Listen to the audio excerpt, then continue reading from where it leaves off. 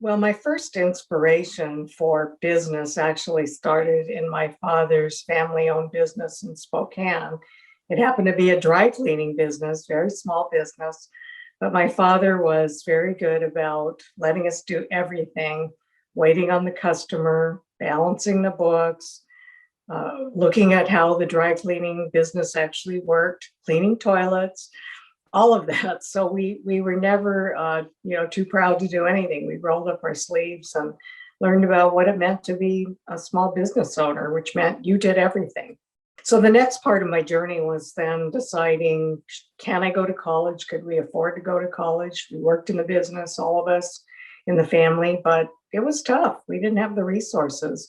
And luckily, I got a scholarship from somebody who was a wonderful benefactor to allow me to go to Washington State University and get my undergraduate degree in business. Then after that, I thought, well, where would I want to go to work?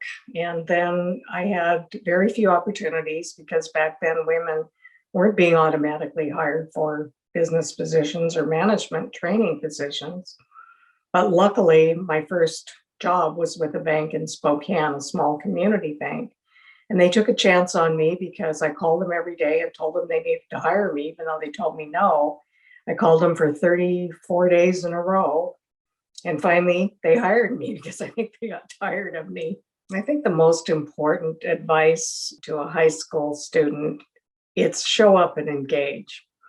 I think it's really important, no matter where you are, that you're there 100%. And even if it's a menial task, make the coffee, take out the garbage, show up and do it with enthusiasm. My father always taught me it doesn't matter if you're a dry cleaner, which he was, or if you're the executive of a Fortune 100 company, but there's so few people who are willing to go the extra mile, to engage, to really deliver, and really basically do what you say you're going to do. So the only way you're going to grow is to step into things. And then the only way, you step into things and learn is to make a few mistakes along the way. And it's just part of life and business life and accepting it.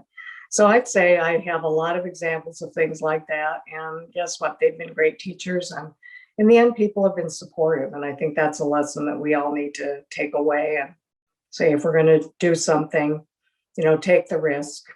And I think that's really just basic advice. But I would tell you, if you do that and you do it consistently, you're going to be successful.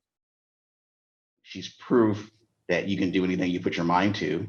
I mean, she rose through the ranks of banking, from management training programs to branch manager to regional manager of all the branches to president of US Bank to the president CEO of Seattle Foundation, and then really become a banking titan as chairman of JP Morgan Chase for the Pacific Northwest, including Washington, Oregon, Idaho, and Alaska.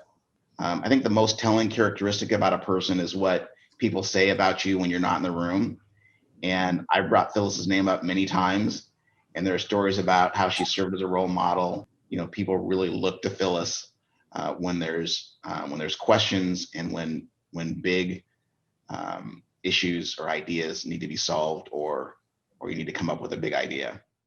She's one of those selfless people that is always working behind the scenes to make things better, to make an organization better, to make a board better, to help a young person. She never says no when people ask her for help. She does a good job of asking other people to get involved in things. Just an extraordinary lady. She's had success in such a number of fields. I mean, she's been a big leader in the private sector and as well as the civic sector, in finance and in philanthropy. And in all those places, she's really helped to break down barriers, both for women and for people of color. Wisdom can be misconstrued as construed as someone who, tells people what to do, has all the answers, and really that's knowledge. True wisdom is someone who connects with another person and brings out what's best in them and helps them discover what's their best. And that's Phyllis. When you ask, the question of how does she motivate, because she's got a life story that really says she wasn't born with a silver spoon in her mouth. She's worked for everything she's gotten. And she stands with her team, sets bold visionary goals, holds herself and the team accountable, and then celebrates success as a team. this community is so much better because of Phyllis, because of her leadership, and she is a perfect combination of what I think it takes to be successful in business, successful in the community, and she is a perfect model for young people. She's a perfect model for all of us. She's been my friend and mentor for many years, and I cannot think of a better person who would be deserving of this award. And I wish Phyllis the best, and congratulations on the honor.